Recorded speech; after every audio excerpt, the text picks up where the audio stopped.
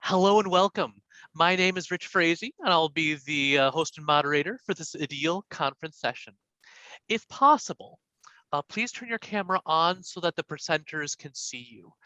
Please make sure your mic is muted to minimize any background noise. If you'd like to offer nonverbal feedback, for example, a thumbs up or clapping or heart emoji, you can use the Zoom reactions during the session. There will be time at the end of the session for question and answer. Please note that by entering this IDEAL session, you do acknowledge that you are aware this session will be recorded and may be posted online with IDEAL content. This session will utilize the Zoom Live transcription function, which produces subtitles at the bottom of your screen. Please note that the accuracy of the transcription is contingent upon a variety of factors, including background noise and the clarity and volume of the speaker's voice. In the meantime, thank you so much for joining us for three-pronged VoiceThread discussion strategy, providing rigor, differentiation, and sense of community during the pandemic. And please join me in welcoming our presenter today, Fatemeh Mardi. Hi, everyone. Welcome. I'm going to put my slides in the chat as well as share them. Yeah, so this is about VoiceThread, but it's really, what I really want to talk about is how what you design impacts student learning. And so this is just one case example of how I designed a sort of like a book discussion and how it impacted learners. And today, first I'm going to showcase that VoiceThread discussion and show you the three sections of it. And then I'm going to take you through the student perspective, meaning what the students said in their actual quotes. And then we're going to get on a VoiceThread together and share some ways that this might work in your teaching context. So the way that this course called Curriculum, Leadership, and Education was that it was not a very happy course. It had a really difficult textbook, and it was reading heavy, and it was a mandatory course. And of course, online, graduate level, during the pandemic, that's kind of where it was. And from the instructional designer perspective, I wanted to be able to highlight the different perspectives that students had in this course. So we had like educators, K-12 educators, we had administrators, we had a lot of different people. And I wanted to make this course relevant for everyone, but also be able to highlight their perspective so they could hear each other out. This is a screenshot of what the VoiceThread looked like. So this was for like week 3. The title is Implement and Supervise. On this, you can see the three sections of it, of the discussion prompt. And at the bottom, you can see the learning objective. So this is what students faced each week. So the first, if you look at like the far left, it says digital power-up number 1. That's the one we're going to talk about first. So this idea of digital power-ups was created by Travis Thurston at Utah State. And it basically serves like as a guide for discussion. So the student uses a hashtag to indicate how they're powering up this discussion by their contribution. So they would say like hashtag connect. But this prompt is something that Thurston sort of developed to say, okay, well, whenever you want to connect the content presented to an issue or experience outside of this course, or refer to it globally, use hashtag connect. So that's how it works. And then I really liked the idea, but I thought it was too much. So I narrowed it down to 3. So I used hashtag apply, hashtag evaluate, and hashtag create. And I said, okay, well, whenever you read your textbook, like, whatever chapters that were assigned, come in here and just respond. And you can use any of these 3 prompts. So this is kind of like, again, a screenshot. I covered the student faces, but this is what they would see. So they could see apply, evaluate, and create each week. These would not change. So again, just to sort of like open it up and really explain what I did, I'm going to read the prompts. Hashtag apply is connect the reading material to an issue in education and describe their relationship, or connect the reading material to an issue in your professional context and then describe that. Hashtag evaluate is critique something that you read in a respectful manner, cite text-based evidence, or examine a quote and then compare it to a different text, because usually our students are taking multiple courses at the same time, and which do you support? So really giving them the platform to voice their opinion. And my favorite, of course, hashtag create. Organize what you read into something new, and you can include a poem, a chart, a timeline, a diagram, anything, or develop a novel response based on what you read using text or video. So this was like, as you can see, a really open-ended, like respond however you want. So I provided these digital power-ups as a guide, but as you saw the examples, like you could really respond to anything any way you wanted. So this is the first part of the discussion. The second part is called Connect to Self. And in this section, I change the question out each time. So for this week, I have what has supported or hindered your professional learning? What is a good way to motivate staff? So the context is, like about staff motivation or, whatever, like that's the chapter they're reading. But then I made it relevant to themselves. And I said, like take it to you, take it to a personal level. And so everyone had to respond to this. And the way that I wrote these questions, I basically put the learning objectives in front of me, and I created Connect to Self questions per week. And so this is the second part, whereas the first part was very open-ended. The second part is kind of specific, but I tethered it to the learning objectives. And then the third part, peer takeaways. So I said, by learning from what your peers have posted, you will take on different perspectives and build your knowledge of this, and sort of like give 2 shout outs to the people like that you learned something from. And this is kind of like the respond to your peers in a discussion board format, but it's not respond, it's what did you learn from them?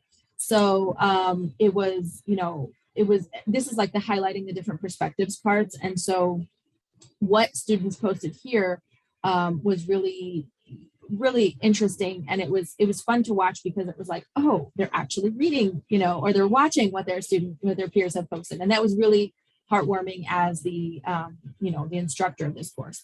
And the way that I did it is, so like if students are reading, are they posting week 3, they would do their peer takeaways from the previous week. So they would have to go back and, watch whatever was posted the previous week and then share. And these are just some of my favorite creations. So for that part 3, for that hashtag create, like we had one student create a survey, and she was like, well, I'm going to take what I learned and now survey the parents of my students. We had poems, both in written and in oral. I tried to get permission from the oral. It was moving presentation, but I she didn't respond, so I didn't want to push it. But these are all shared with permission. And some mind maps. So like the table, curriculum, who is at the table? Who needs to set this table? So like, just like visuals. And again, the text is very difficult and it's very heavy. It's not a fun text to read. So for the students to really, take ownership of their reading and create these, the hashtag create slide was always my first place to go to.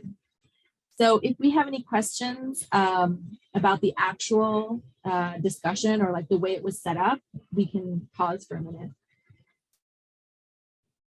And if not, I can go on. Okay. Moving ahead.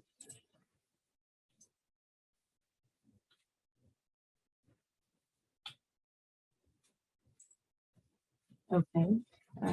Yes. Okay. So we're on the second part. So the way that I did some research on this was I asked students at the end of the semester to reflect on, what I created. So I said, reflect on the digital power-up strategy and what you have learned from the text.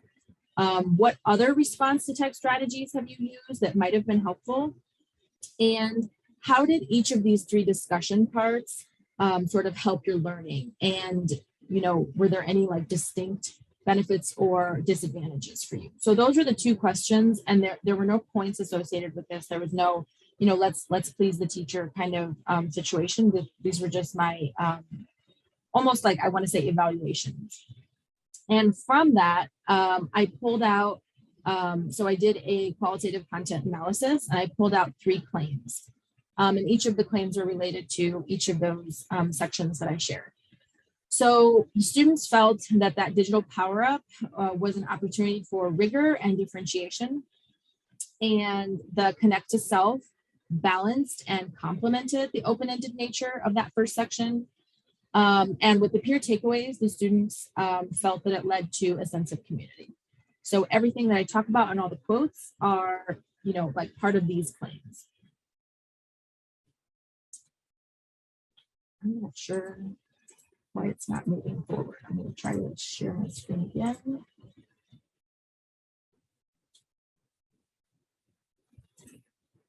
It got upset with me for some reason.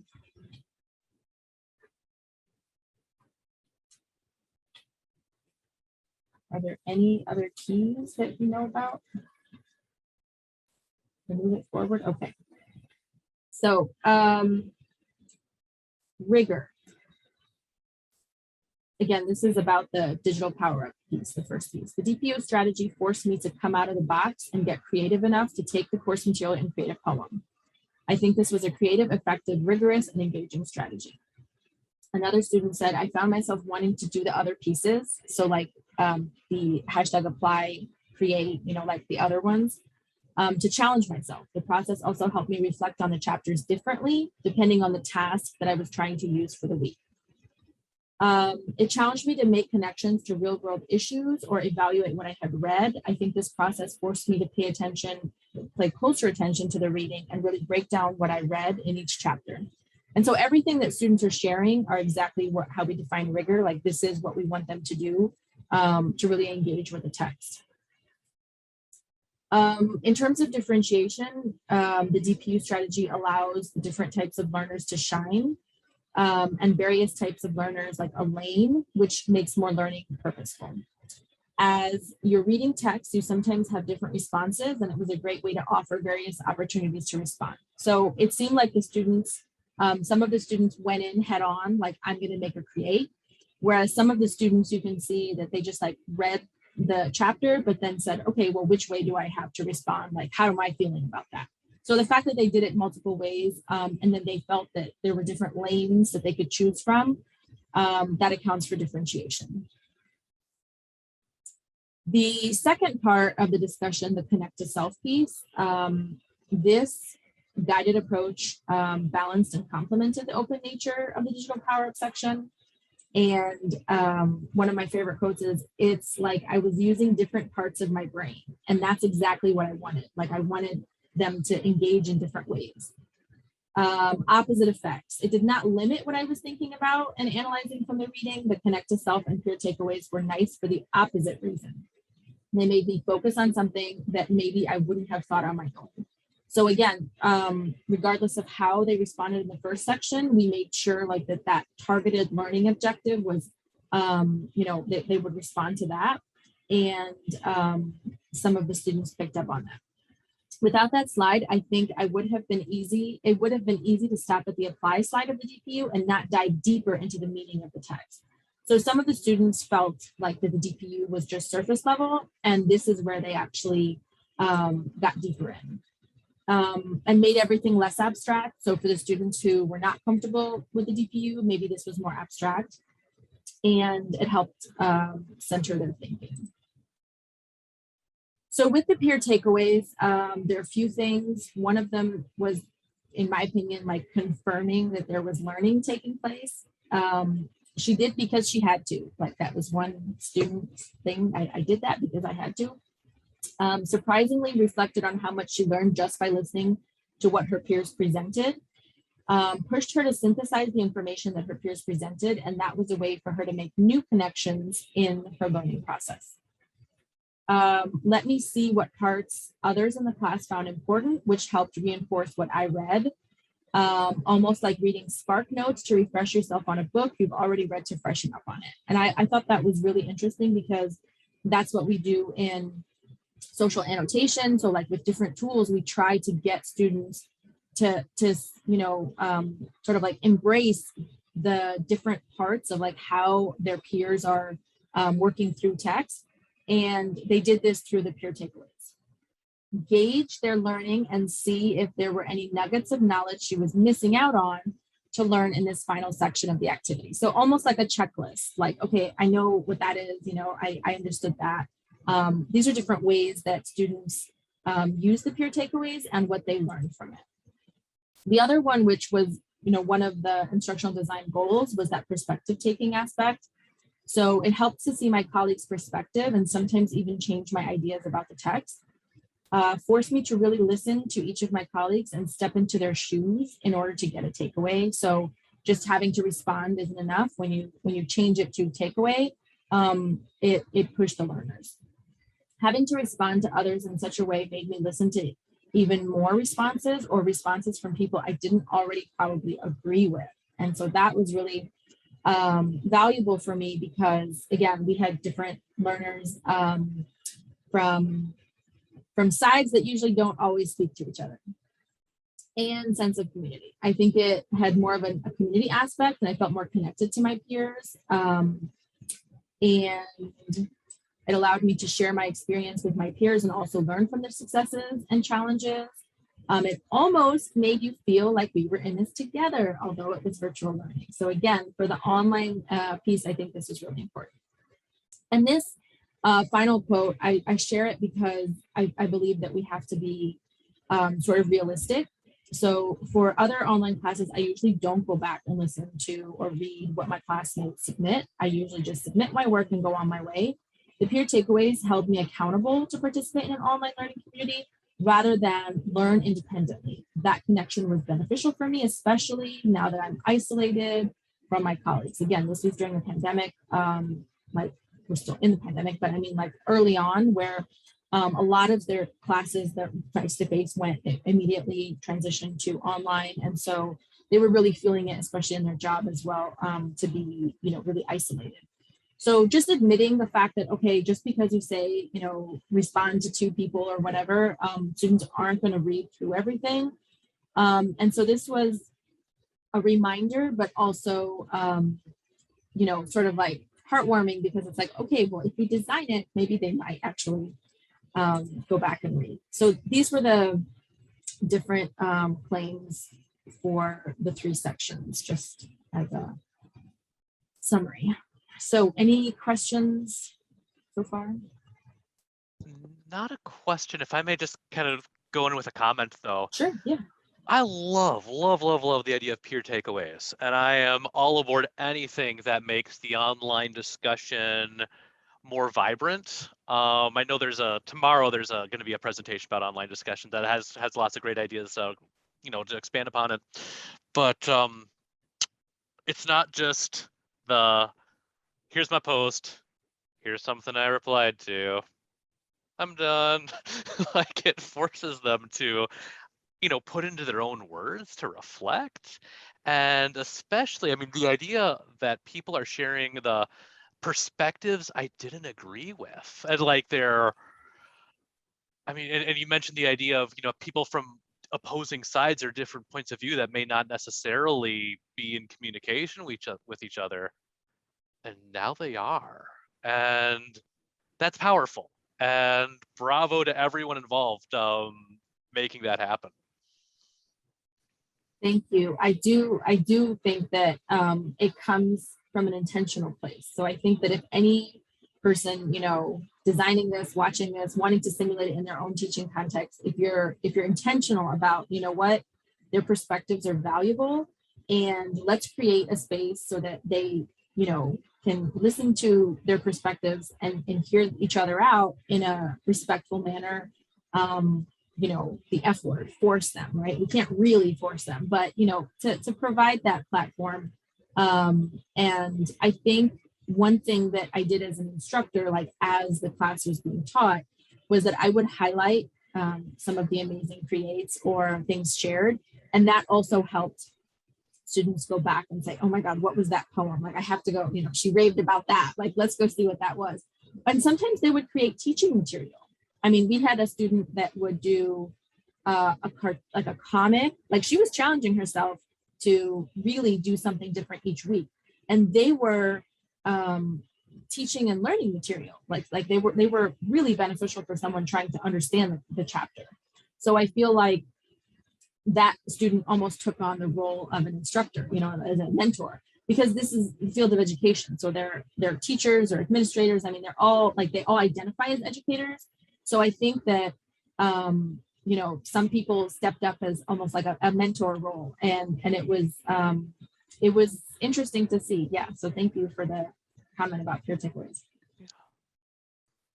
What I really love is this presentation is making me think about, kind of to your point, Richard. Did you go by Richard? Rich, I answered anything though. No worries. Okay. Well, I have like, you know, Richard there, so no worries whatsoever.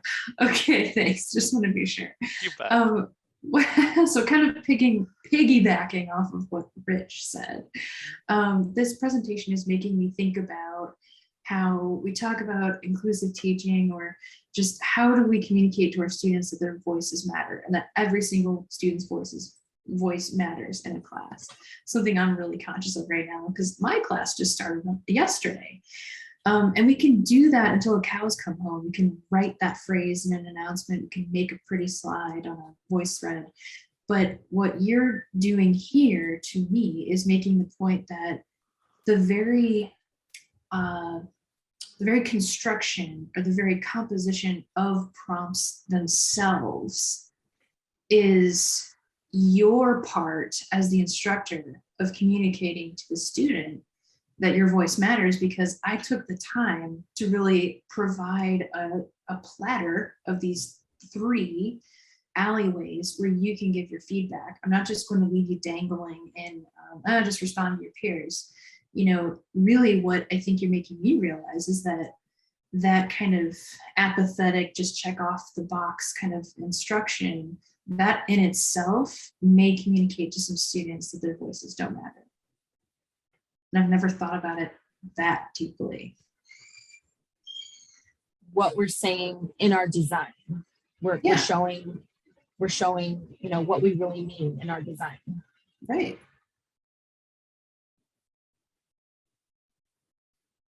Yeah, and I mean, how students' voice matters, I guess that's a great way to think about, you know, how else can we do that? You know, this was one way, and how else can we do that? So segue to a VoiceThread. So I just sent a VoiceThread link, and the way that you can, when you click on it, it should say something like join VoiceThread. And if you have one already, then you click on find my institution. If you have a username already, then you would sign in with email. But if you don't, you would just click on join VoiceThread.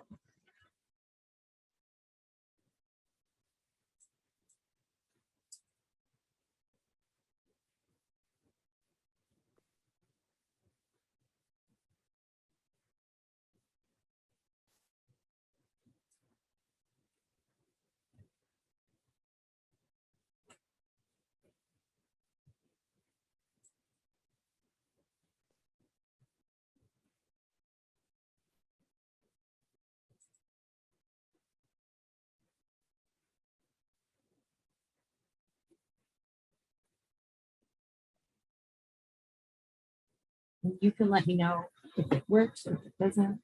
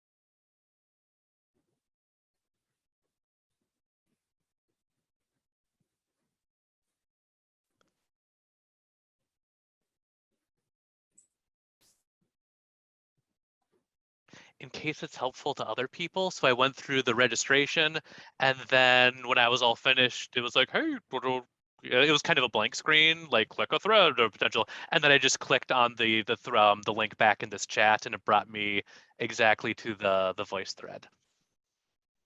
Great, thank you. I'm ready to go for what it's worth. Okay.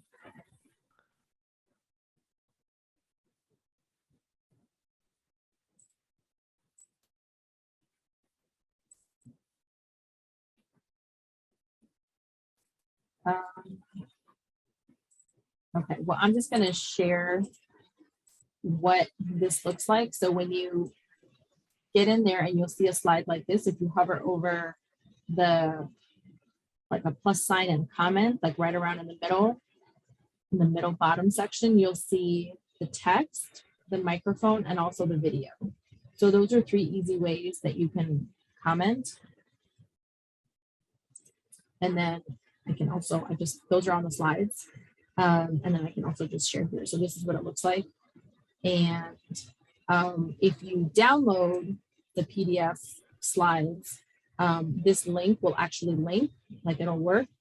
But for the purpose of the VoiceThread, I just put this Google Doc here. And that's just if you don't remember what digital power-ups are. And then in the bottom right corner, you can see an arrow sign, and that will take you to the next slide. So you'll always know where you are because at the top it says slide 2 out of 3. So you'll know, where you are in this deck. And I just put like Gretchen's comment, I just started it off. So to make the session hands-on, I thought for those of you who aren't familiar with VoiceThread or haven't been in a VoiceThread for a while and just want to play with it, this is kind of the platform that students used for this discussion, and we can continue the discussion here.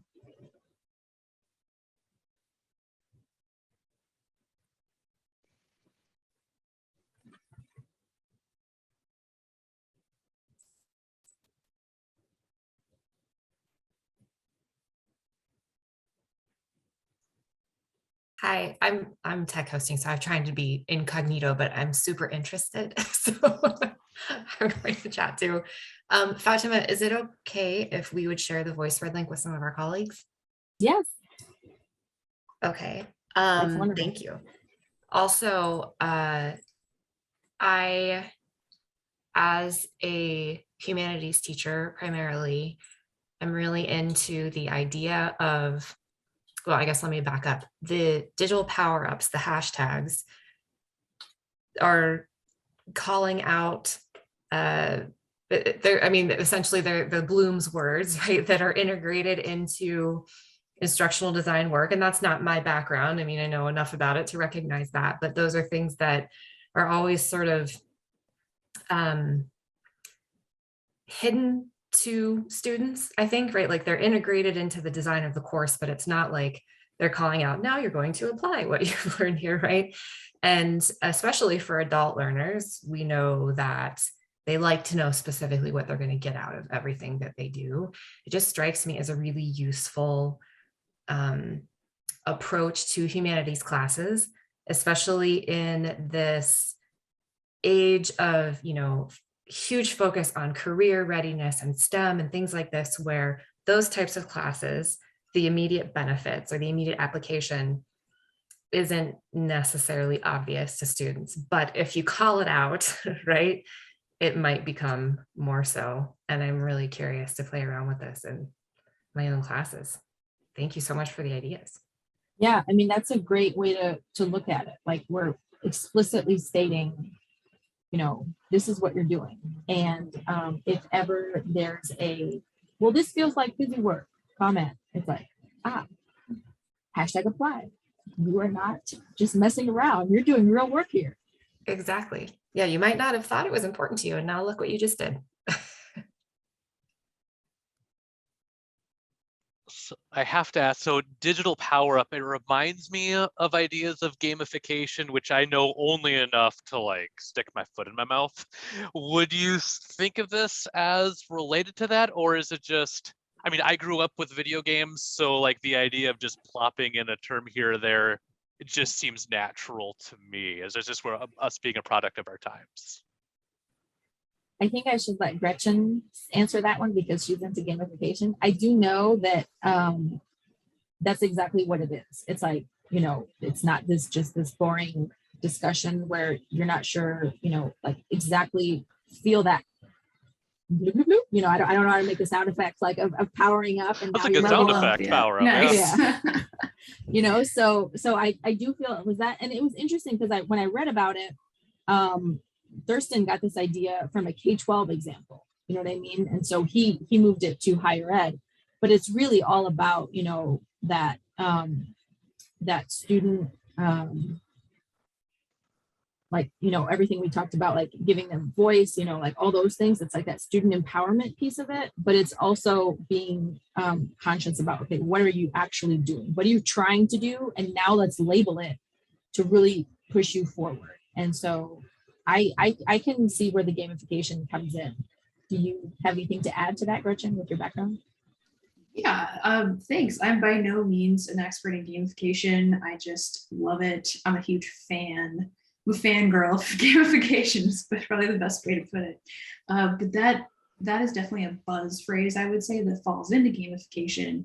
And I think it would be very interesting to incorporate that into this course, because I think it's ripe for gamification. I think it's begging to be gamified, because you are making this learning more active, and that's a huge part of gamification, giving some agency to the students. You're building that community and sort of stepping back in a good way as an instructor. So this is just begging to be gamified, I think.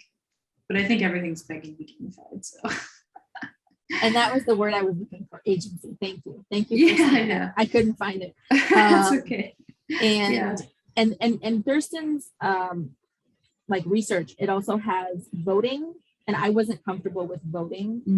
And so I took that out. Like the students would vote on like which is the best or whatever. I'm not really in favor of voting. But I think the way that I narrowed it down from those 7, like I kind of picked the deepest out, you know, so there weren't the hashtag remember, that they didn't have any of those. But the study did show that the more complex ones were usually the ones who got the higher number of votes. So students toward the end of the semester, they stopped doing the easy ones and did the difficult ones anyway, just to get more votes. But I took that all out. So there was a little bit of gamification in there with the voting. Yeah, same here. Actually, I'm glad you said that, because a lot of gamification includes scoreboards. That's a very popular thread I've seen. A presentation last week, actually, I just saw that, which I don't think it means to be exclusive or unnecessarily competitive, but I think, I don't know, just my personal opinion, I like the idea of taking out the voting and, you know, scoreboards and stuff like that. It can get kind of distracting from what we really want to accomplish.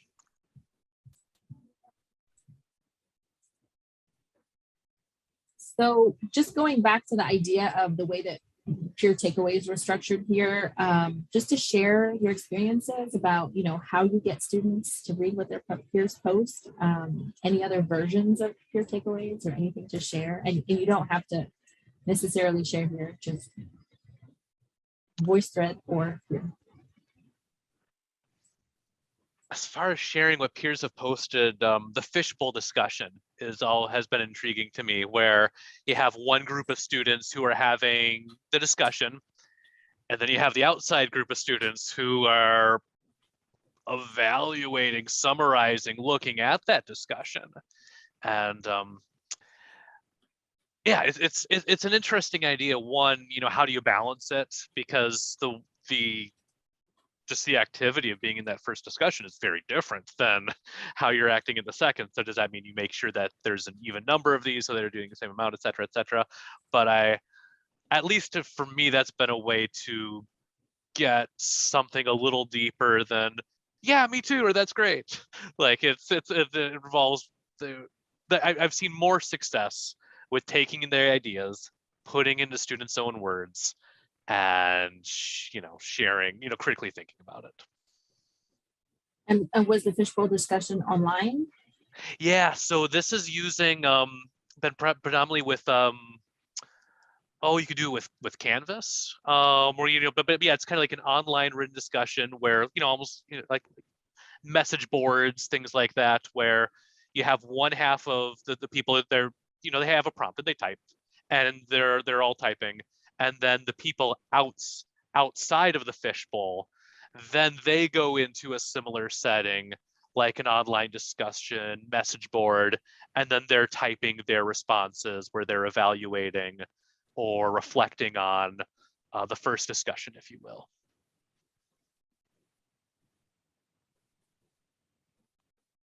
I've never actually, I've never designed it or facilitated it online. Okay. Yeah.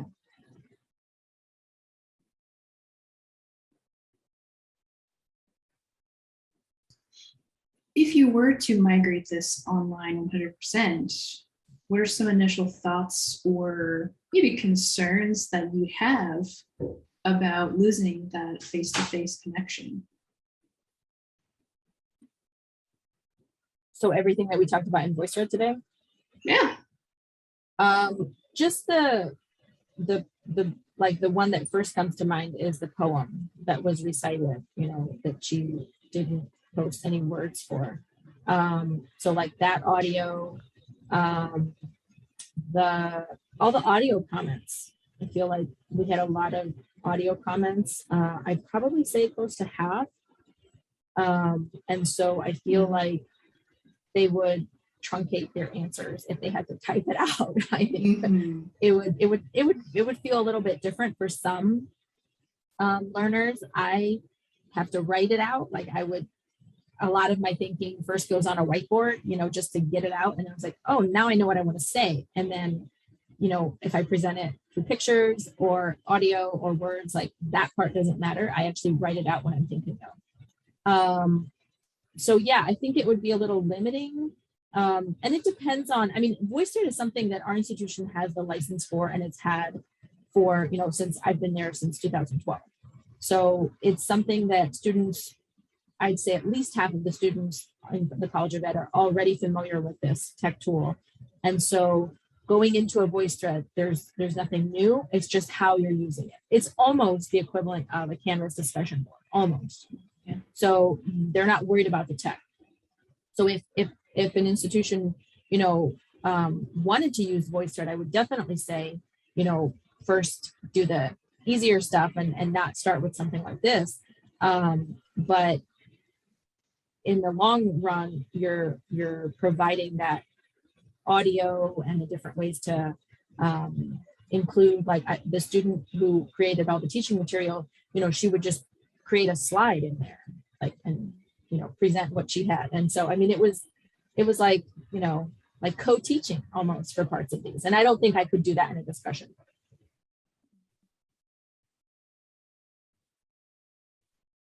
Because the very way that the discussion board is set up is that the instructor is the one who posts and the students reply. There is no like co-teaching feel with that. I do Padlet a lot. I use Padlet a lot, and everybody equally, contributes. But again, that has like an informal sense, and it's not going to be half of your grade, because this was the work on the textbook is half of each class, and it's also half of the grade. So it's a decent amount of work goes into this each week.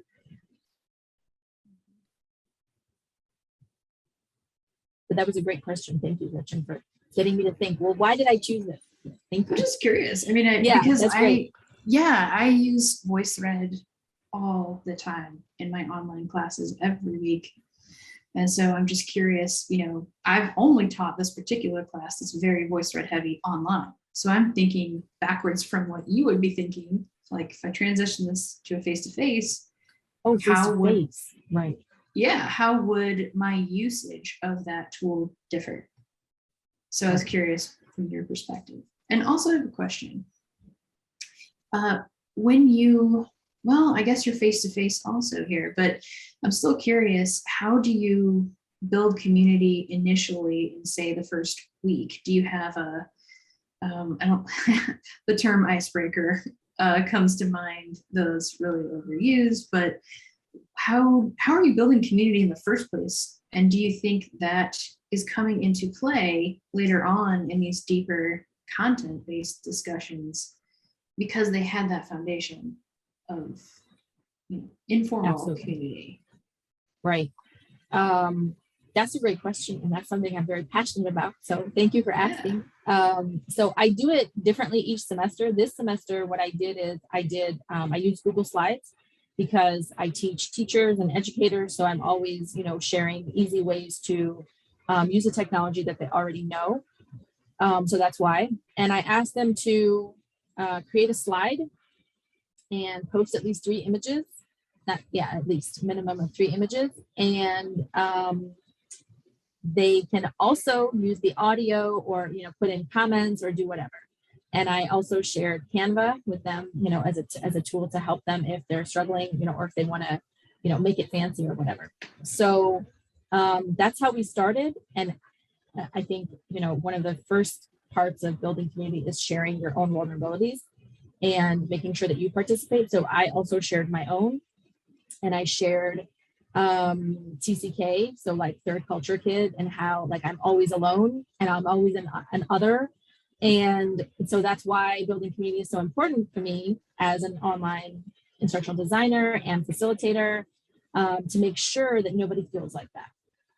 And so, and I shared, different things, but some people added like audio, but I think that because that was on Google Slides, a lot of people just resorted to images and text, and then the respond for next week was 3 things that you have in common, like go find things with people and comment.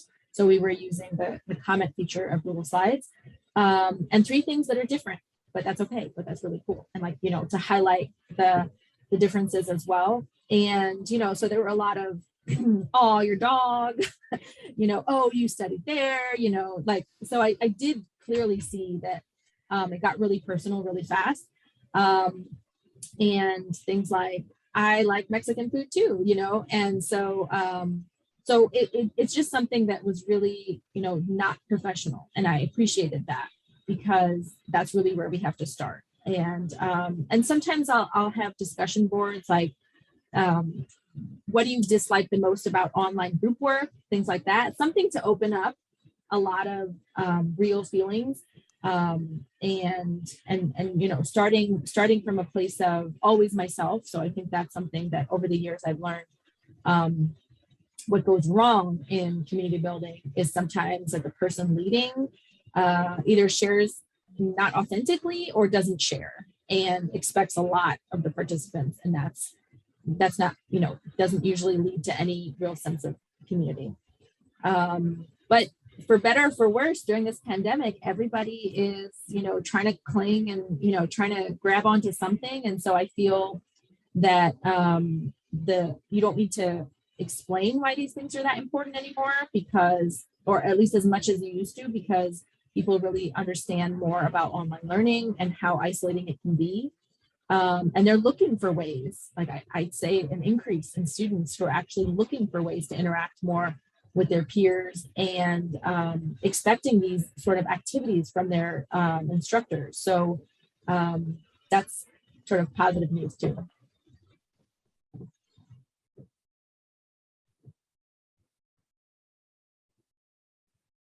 Have you experienced any major technological barriers from students? I guess, we were talking earlier about underserved or non-traditional student populations who might not have the same experiences going into a course like this.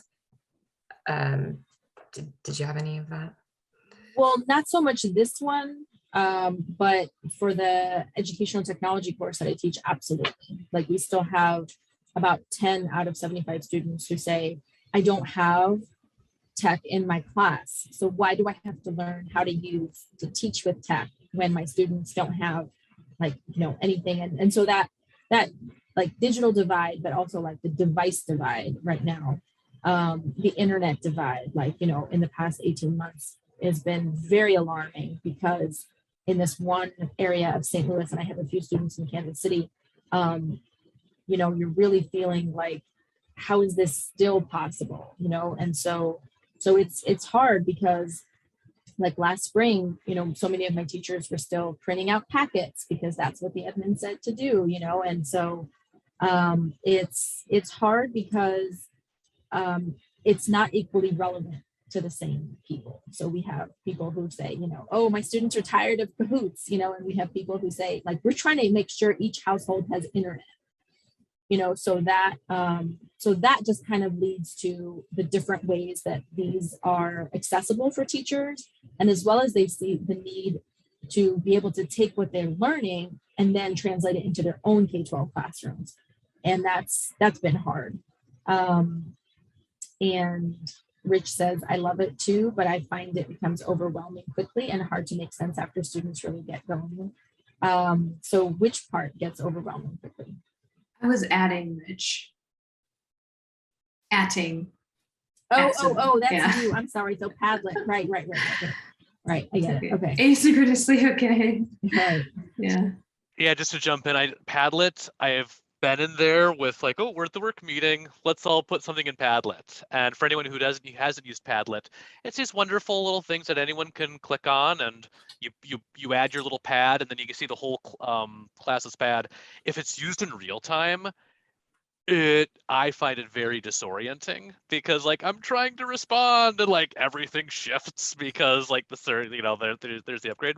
So what I do is it's just part of an assignment that I use in an asynchronous online course. Cool. Yeah. Thanks, Felicia, for adding that too. So no, it's good, and that's another thing about some of these tools of the settings that they work better and that than others. Here's where I have to be the bad guy as I look at the clock and I see that we are kind of running out on time. Any other closing thoughts?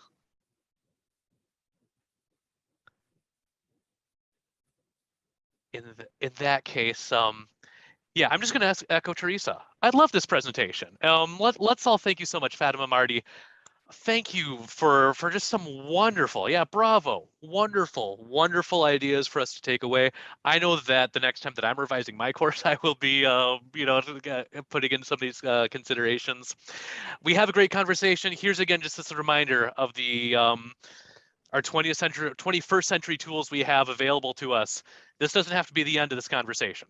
Find each other on LinkedIn and email and stuff. Great opportunity to continue these conversations. Additionally, thanks so much all of you for attending this session. Really appreciate that you're part of this year's ADEAL conference. We do have more, two more hours of live events today, another round of presentations, and then we have our featured panel, which will be some interesting discussion. We also have asynchronous ways, in case it's easier to fit those around your schedule. We have e-posters, we have a course showcase of people highlighting cool things about their course. So lots of things to take in. In the meantime, thank you all so much for sharing your time. Thanks again so much for Fatemeh. Awesome stuff. And I hope you all enjoy the rest of your ADEAL conference. Thank you so much, everyone.